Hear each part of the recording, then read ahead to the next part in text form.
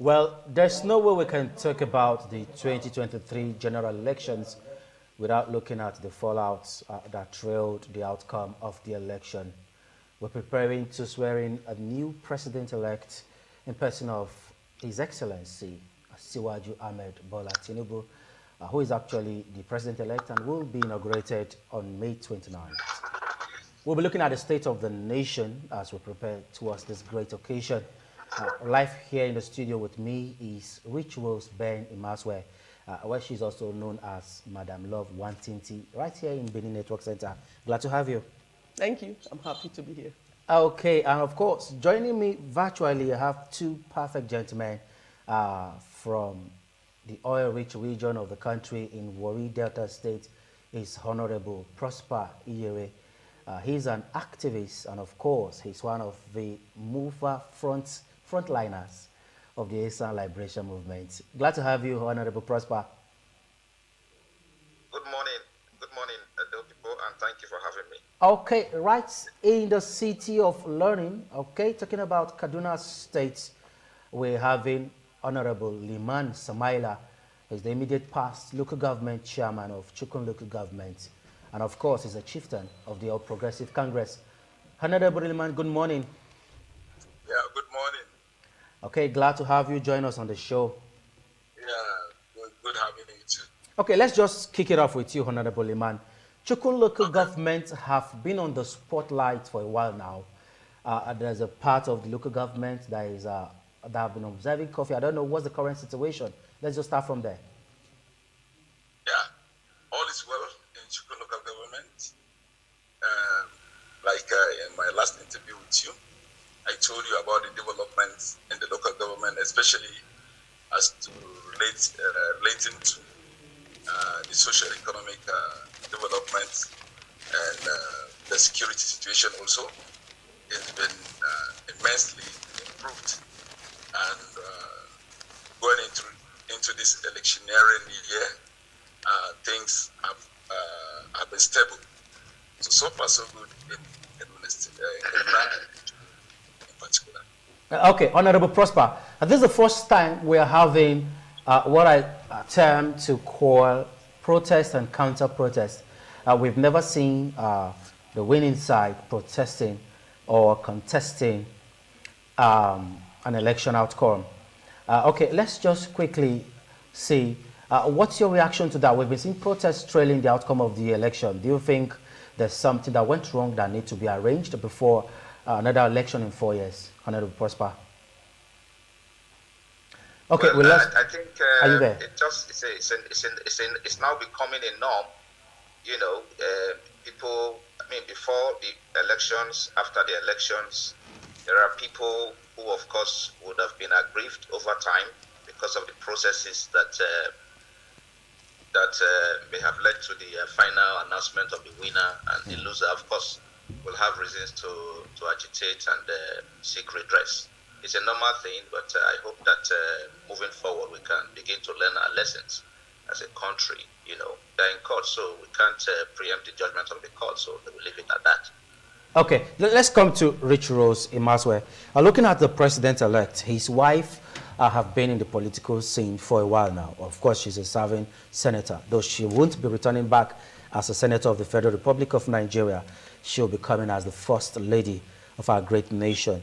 Should we expect anything different from what the current president's wife have done for the women? Well, as women, we always like to build upon whatever is on ground to make it better, to make it like, okay, at least I am doing something worthwhile. So we will expect something greater, stronger, better than what is already on ground. And equally looking at the fact that she has been on the system, she's been doing it, and she's not a novice, so we'll expect far better. From a two-time governor's wife to a senator. So what we'll expect much more better than what is on ground. Okay, talking about what is on ground, there have been allegations that there are some people who are trying to put in an interim government. Honorable Liman, now do you think this information is blown out of proportion, as some persons have alleged? Honorable Liman. Yeah,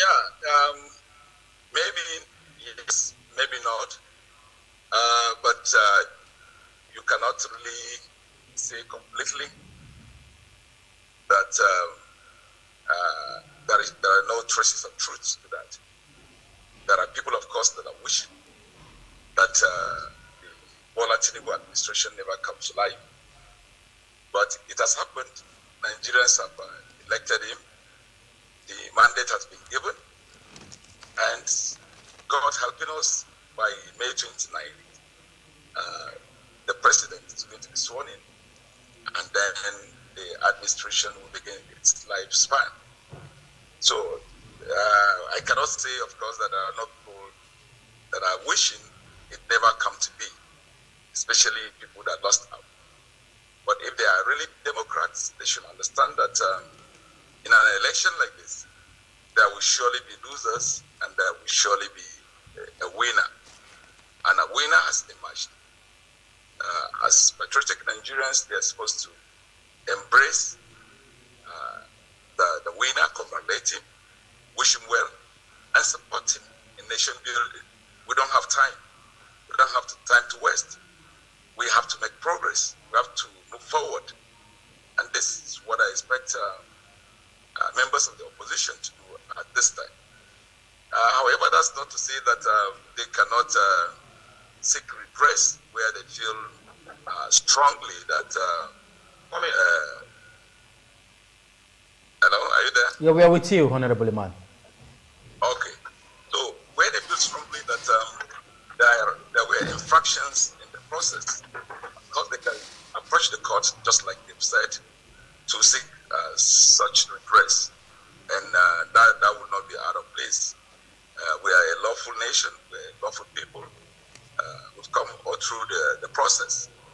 And so, if anywhere, at any point in the process, it is found that something has been done that is unlawful, they can point it out, and that can be addressed.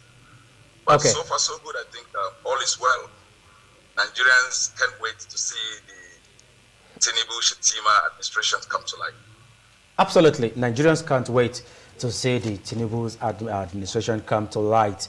He has actually promised that he's going to operate an all-inclusive government. But there was a time we heard the sitting president said that he's for nobody and he's for everybody. But some people felt that statement shouldn't be taken to the bank. Should we take this current statement serious from the president-elect? He said that he's going to have an all-inclusive government, including those that are not of his party. We just hope, of course, we should take it serious, and we should equally pray that it comes to pass, because I remember one day he humorously made a statement. I know that some persons are not really happy that I'm here who didn't vote for me, because there are many persons who like, no, I didn't vote for this man. I wish is this other person whom we know won per se.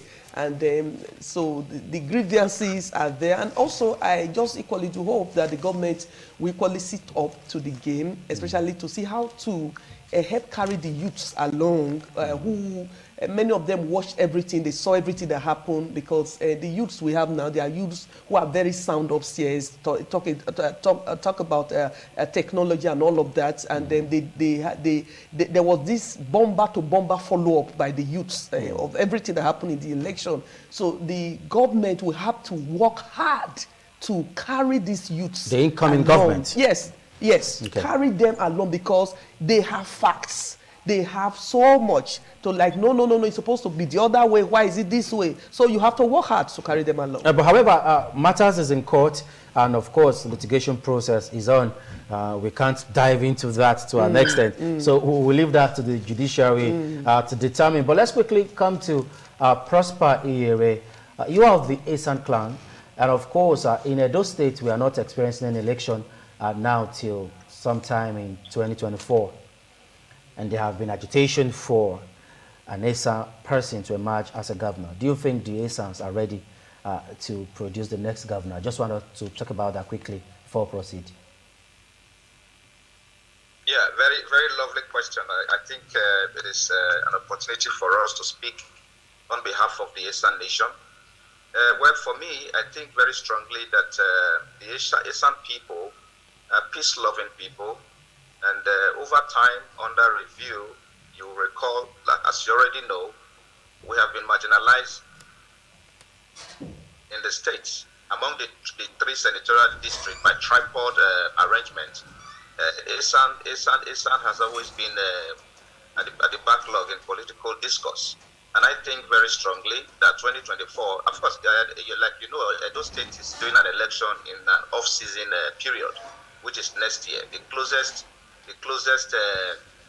amongst the states doing election is Imo State, which is around November.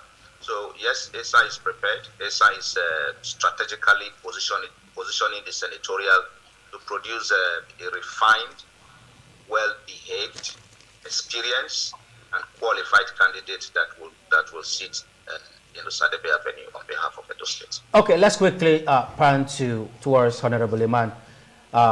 Obasani is the governor-elect of Kaduna State. Of course, what should we expect from his administration, considering the back and forth the people of the southern Kaduna experience with the present governor? Well, for us in Kaduna State, it can only be better with Obasani. We've known him, his track records are public. You can take from his performance at the National Assembly.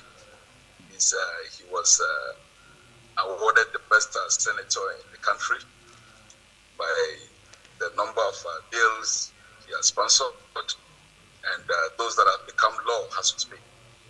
So he's a man who has an eye for excellence. He's a man that is thorough. He's a man that is very articulate. And he's a dreamer. Someone that wants to take Kaduna to the next level.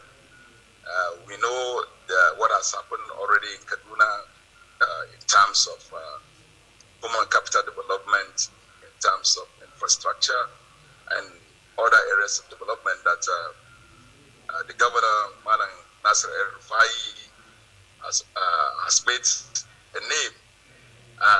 I'm sure he is going to take off from there. Especially, you will understand that in terms of infrastructure, Nasir El-Rufai concentrated in the urban areas. If you count those that have not been to Kaduna for like 2 years or 3 years ago, they come to Kaduna town today, they will have to be led around. And so you will see the same kind of development in Zaria and in Kapancha. But now, with this new administration that is coming, the expectation is that Obasani will extend this development to rural areas, suburbs around Kaduna, around the major cities, and then bring about a wholesome development to the state.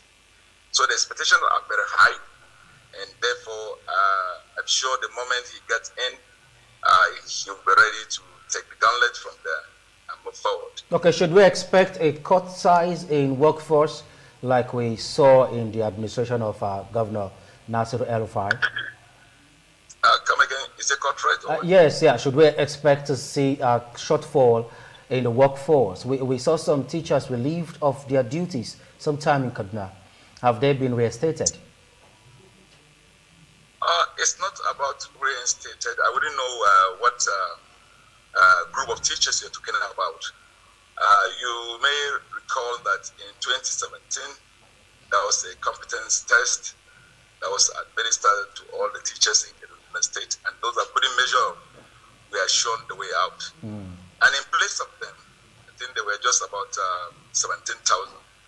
In place of them, 25,000 were recruited, supposedly more qualified than the ones that were sacked. And these ones have been in the system since 2017, 2018 until now. Okay. And recently, the government is also planning to recruit 10,000 more to fill the gap of those that have retired and those that have left the service and so on and so forth. Okay. So I think in terms of recruitment, our workforce, nothing has been done to reduce the workforce. Rather, it's been made better and more efficient. All right. Okay, let me quickly come back to the studio. We're barely running out of time now. Kitchen cabinet is the first thing a president look at before he starts getting people on board to work with him. What areas should the president-elect focus on? Come again. You used the word. The incoming president, Bola Ahmed Tinubu. What areas should his government focus on? Okay. In the nation, as he come in, he's been around. He's not a novice. He's a Nigerian. He should be able to look around and see areas that we really need him to quickly build up. For example, the average Nigeria is not really okay when you talk about the economic side of Nigeria. You talk about like the cash flow we had recently, where everybody were burning and all of that. So you have a lot to work. Although the outgoing government have tried their best, but he still have to build. He still have to do a lot. You talk about roles. You talk about employment. Many of our youths are not working. Go to the university. How many graduates do we have in the streets that are not working? You see people who are very good courses, riding keke nape and all of that. Many of these keke nape guys, they are all graduates. You have many of our graduates. We keep graduating more students by year, but how many of them are in the workforce? So they have to do so much to bring enough employment. And you have to equally build up in the market. You see so many marketplaces now where the real market is not enough for the people. So you see everybody littered in the streets selling and all of that. I can go on and on. Our airports, our transport. You know there's so much work to be done in Nigeria. Rich Rose, let's quickly get to Honorable Prosper. Quickly, Professor Wale Soyinka actually said recently that the incoming president should focus on restructuring. Do you think that would be the correct step in a good direction? As we begin to wrap up now, Honorable Prosper. Well, I think that we should be patient with the new government because I mean they should hit the ground running, boot on the ground, jets in the air. I think we should just give them time. But for the purpose of national unity, I think very strongly while you are looking at the National Assembly elections, the upper and the lower chambers, the Senate and the House of Representatives, they should try to balance the leadership of the National Assembly by way of national spread, so we can have activities running for the government. But yes, I think restructuring is not far from what we need as a country at this time. Because the elections are over. We need to first of all look at the interest of the country first before we look at our personal or political alignment. All right, thank you so much. I think very strongly I share in that view. Okay, thank you so much, Honorable Prosper. Well, this is where we'll be wrapping up. Thank you, Honorable Prosper, for taking time to join us all the way from Warri, Delta State, Nigeria. And of course, Honorable Liman Samaila, all the way from the Center of Learning, Kaduna State. Thank you, gentlemen, for joining us virtually. And of course, thank you so much, Rich Rose. Thank you. It's my pleasure, always. Okay.